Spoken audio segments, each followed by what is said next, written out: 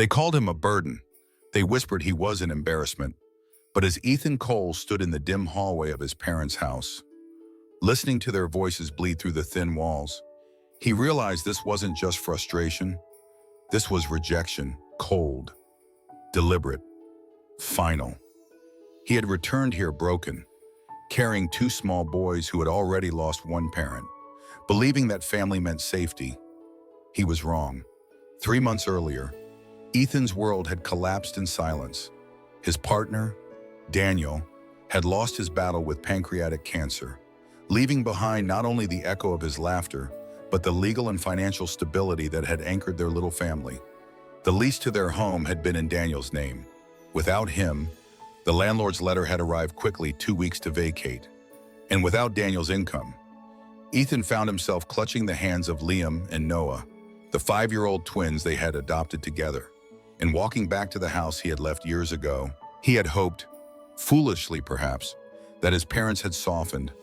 That time had smoothed over the anger they'd unleashed when he came out at 20.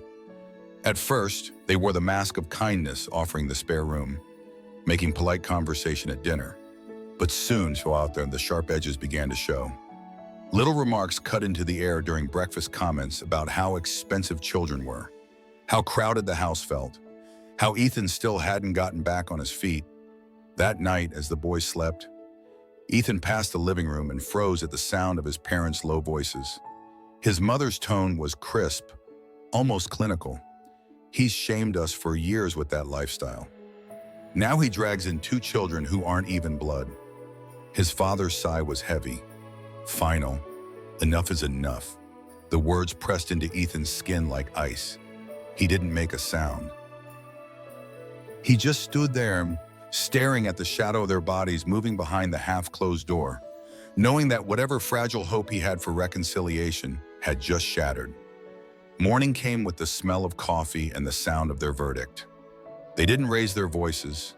They didn't need to. "You need to figure things out on your own," his father said, as if he were discussing the weather. His mother wouldn't meet his eyes. "Today way," she added, and left the room. Ethan didn't argue. He gathered Liam's favorite stuffed fox from the bed, helped Noah zip his jacket, and began packing their lives into 2 worn suitcases. The boys watched quietly, sensing the heaviness in the air without fully understanding. Stepping onto the porch, Ethan felt the weight of the keys in his pocket, the ones to a house that no longer wanted him. He left them on the railing, took one last look at the building where he had grown up, and turned away. The street was quiet except for the sound of the boy's small feet shuffling beside him. There was no plan, only the unshakable truth that he would rather face the unknown than keep his children in a place where they were not wanted. It's strange how quickly the word family can lose its meaning when love is replaced with shame. But in that moment, Ethan understood something that would shape every choice he made from then on. Blood alone doesn't make a home, safety does.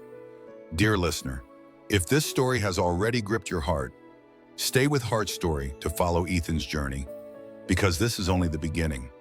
And what happens next will turn every cruel word they spoke into nothing but dust. The cold air cut against Ethan Cole's face as he stepped away from the only shelter he had left. Liam's small arms clung to his neck while Noah's hand gripped tightly at his side, his little legs working to keep pace with each step.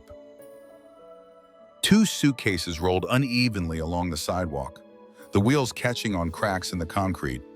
The boys said nothing, but their silence was not the silence of calm. It was the silence of children trying to understand what went wrong without daring to ask. Ethan's mind moved quickly, measuring the few options left. The little money in his bank account would barely cover a week in a budget motel. And even then, what came next, the truth was simple and brutal. He had nowhere to go. And yet, in that moment, his thoughts weren't about himself. They were about the weight of Liam's head against his shoulder, the soft sound of Noah's breath, and the unspoken promise that he would keep them safe no matter what it cost him. As the sky darkened, a name came to him, Max, his oldest friend, the one who had stood beside him in the stormy years after he came out, when his family's disapproval felt like a constant shadow.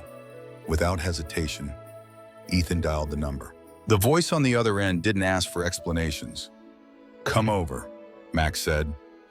and Ethan felt a crack of light push through the heaviness in his chest. Max's apartment was small, a single-bedroom space above a bakery, but it was warm. The smell of fresh bread drifted in from below, mixing with the scent of clean laundry. The couch would become Ethan's bed. The boys would share the bedroom with Max's dog curled at their feet. It was not luxury, but it was safe. And for the first time in days, Ethan exhaled. He knew safety alone wouldn't last. The next morning, he began the search for work. There was no time to wait for the perfect job. He took what was available. Mornings spent scrubbing floors in other people's homes. Afternoons carrying trays through the noise of a crowded diner. Evenings selling trinkets on the corner or keeping watch over children while their parents worked late shifts. His hands grew raw from cleaning chemicals. His back ached from hours of bending and lifting. But he didn't stop. At night, he returned to the apartment with just enough for dinner, often only enough for 2 small plates. He would quietly set the food in front of Liam and Noah, brushing off their questions with a smile. "I already ate at work," he'd say, even as his own stomach tightened in hunger. The days blurred into one another. Wake up, work, stretch each dollar further than it was meant to go. There were moments when exhaustion threatened to break him, when the sound of the boys laughing in the other room was the only thing keeping him upright. Through it all, Ethan carried a quiet fear. What if this was all he could ever give them? But beneath that fear was something stronger, the certainty that the measure of a parent was not found in money or comfort, but in the refusal to stop trying, because love, he was learning, wasn't always warm and easy. Sometimes it was cold nights on a couch, aching muscles, and a hunger you didn't feed so your children could eat. And in the quiet hours before sleep, Ethan understood that survival wasn't just about making it through. It was about showing Liam and Noah, without a single speech, that when the world turns its back, you still stand. It happened on an afternoon like any other. The kind where exhaustion sat on Ethan Cole's shoulders like a weight he couldn't shake. He had just finished wiping down tables at the diner, his fingers still smelling faintly of coffee and cleaning solution. Back at Max's apartment, he began clearing out an old tote bag that had been shoved into the corner since the move. He was searching for a pen, something small enough to jot down the shifts he'd picked up for the week. His hand brushed against paper, rough and crumpled. He pulled it out and stared. It was a lottery ticket, edges worn soft from being forgotten. The memory surfaced immediately. Daniel's voice on a rainy afternoon, teasing that if they ever hit the jackpot, they'd take the boys to Hawaii, somewhere warm, somewhere far from all the noise. They'd laughed at the idea, knowing it was nothing more than a fleeting dream. Ethan turned the ticket over in his hands, his instinct telling him it was useless. Still, something urged him not to toss it aside. Maybe it was nostalgia. Maybe it was the faint hope he hadn't dared to feel in months. He pulled out his phone and typed in the numbers from the draw. One by one, the results matched. His heart began to pound, the air in the room thickening. By the final number, his hands were trembling so hard he almost dropped the phone. He read it again, then again. The screen didn't change. $200 million. For a long moment, Ethan just sat there, the world outside muffled into silence. His first thought wasn't of luxury or escape. It was of Liam and Noah's futures, of the security he'd been chasing through endless shifts and sleepless nights. He could barely breathe. Max walked in, catching the look on Ethan's face. And within minutes, they were both hunched over the kitchen table, triple-checking the ticket against official results. Every time the numbers lined up, Ethan's disbelief deepened. It didn't feel real, but reality didn't wait for his mind to catch up. Within the week, Ethan had contacted a lawyer. He refused to make the mistake of walking into the prize office with his name exposed. Discretion was survival. He worked with the lawyer to set up an anonymous trust, ensuring his identity would remain hidden. The claim was filed quietly, the winnings transferred carefully. Only Max knew. Even with the knowledge of unimaginable wealth now sitting in an account under his control, Ethan kept to his routine for the next few days. He still went to work. He still tucked the boys into bed in Max's spare room, The secret wasn't about greed, it was about control. He had lived too long under the shadow of people who saw him as less than, who would twist any advantage for their own gain. In the quiet of the night, sitting on the couch that had been his bed for weeks, Ethan allowed himself the smallest smile. The fight for survival was over, but the fight to rebuild on his own terms was just beginning. What he felt most in that moment wasn't triumph, but clarity. Sometimes life doesn't hand you miracles when you ask for them, it gives them to you when you've already learned how to live without them. And that, he realized, was the only way to truly value them. The sound of waves greeted Ethan Cole each morning now, rolling in steady against the shore as sunlight spilled across the wide windows of his new home.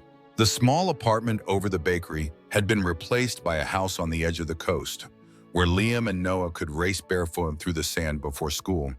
Their laughter carried over the wind, pure and unburdened. And for the first time in years, Ethan felt the air around them was free of shadows. With the winnings safely secured and invested, Ethan made choices carefully. A modest family car replaced the long walks and crowded buses.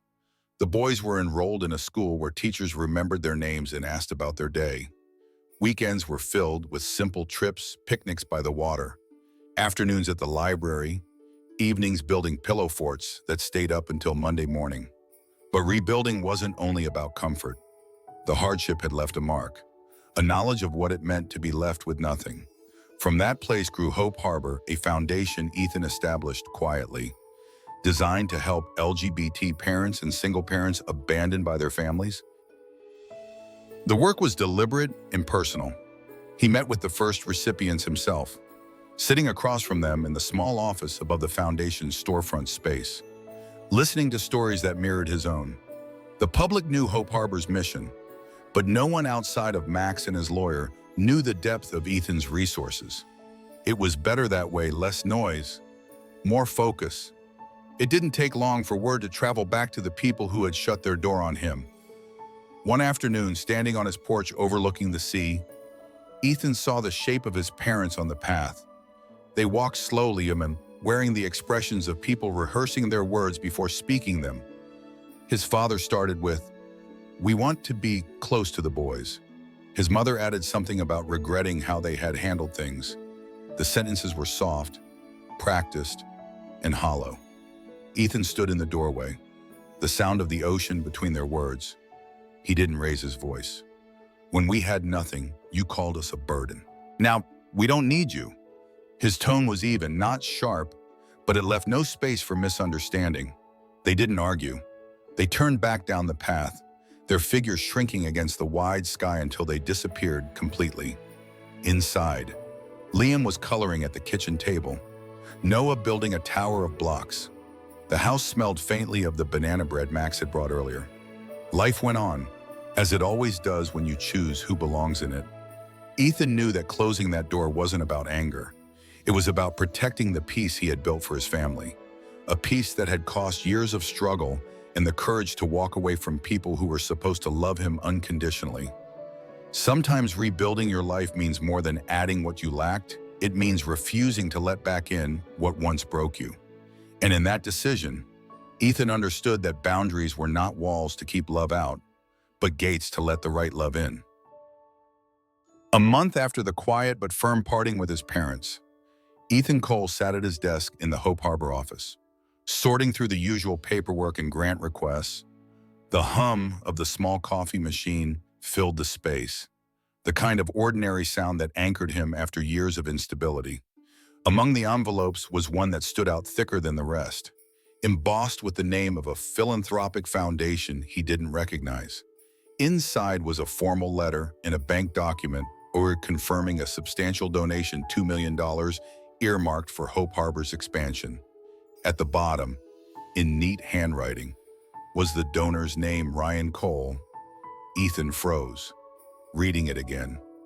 Ryan, his youngest brother, the one who had left home years earlier after refusing to tolerate their parents' treatment of Ethan.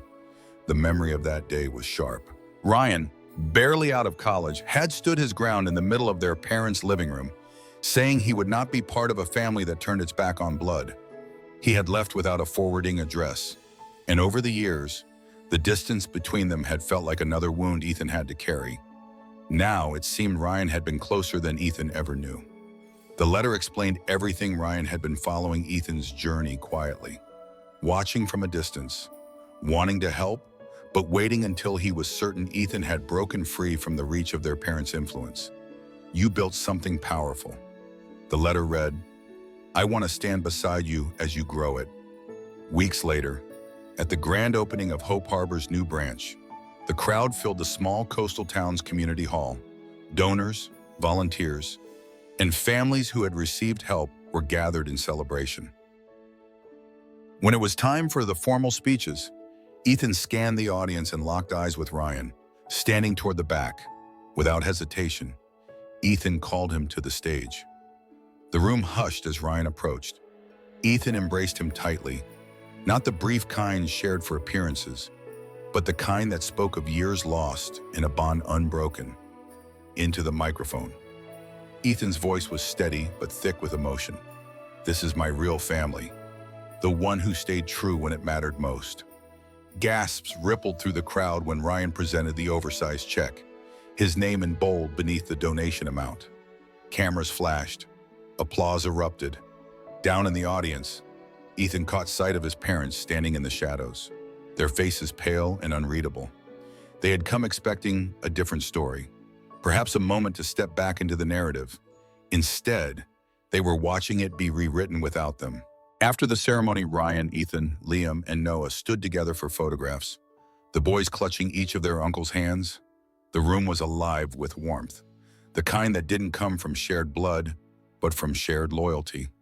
That night, as the last guest drifted away and the lights dimmed, Ethan reflected on the journey from being called a burden to standing in a room filled with people who valued his worth. The pain of the past hadn't vanished, but it had been replaced by something stronger, a family defined by choice, not obligation. Family, he said quietly, mostly to himself, isn't the people who bring you into this world. It's the ones who refuse to leave when the world tries to push you out. And now, dear listener, what about you? Who in your life has proven themselves to be your real family? Share your thoughts in the comments, and don't forget to follow Heart Story for more stories that remind us what truly matters.